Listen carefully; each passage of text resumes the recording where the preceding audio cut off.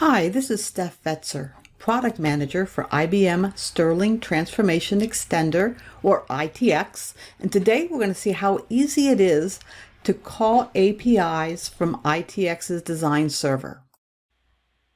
We're going to be calling a completion API from the OpenAI folks, the people who make ChatGPT. Our goal is to, from ITX, send a prompt and a couple parameters into OpenAI and receive the response back. So let's take a look at how we would do this manually. So let's look at what we're trying to do on OpenAI. So here I've already set up my account. We're going to look at the APIs. Now, the two things that you need to know about your account once you set them up is your organization ID or your user ID, as well as your API keys. So the easiest way to get your API keys is from the original one that's created, copy it, and when you're making your copy, cut and paste while that API key is still fully in view. Since we're going to be working with an API, let's just try it out with the UI first. So I'm going to the playground. Let's go to completion.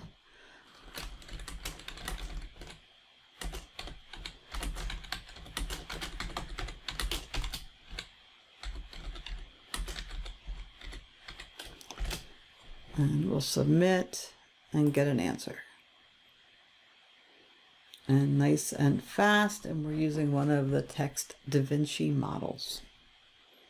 Today, we're going to use the ITX Service Builder and see how to set up a service with an endpoint so that we can send a prompt into one of the OpenAI chat models and receive a response. Here we've named our service, put in an optional description, and also the base URL for our API. And here's where we configure the authentication method we want to use. In this case, I've selected a bearer token and it's blurred out on your screen. We'll take the default retry options and we will be defining our parameters on the endpoint. So now that our service is defined, we're going to define our endpoint. And this is where things start to get interesting. The service gives us the overall what we're doing. The endpoint is really how we're going to call, what methods we're going to use, what we actually want to do, and what parameters we're going to be setting up. So here is where we'll take a look at our OpenAI documentation. In this case, we're looking at the beginning of the completions post method, which is what we want to use to create a completion. And we can see the prompts. We've gone through these and we are going to accommodate them in our endpoint. We need to specify that it's a post model, that we're using bearer token authentication, that our model is one of the text DaVinci models. We're going to define a prompt and also our max tokens and our temperature. So let's go back to ITX.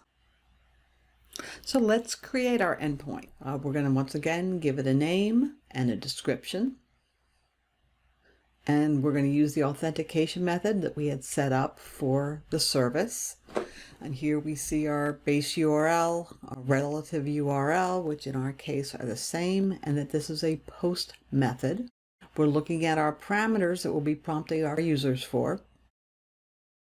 Looking to see what the body is that will be created. So we're going to use all four of those parameters: model, prompt, max token, and temperatures. And then here for testing, we're going to put in test values. So we can run this right here before we plug it into an integration to make sure that it works.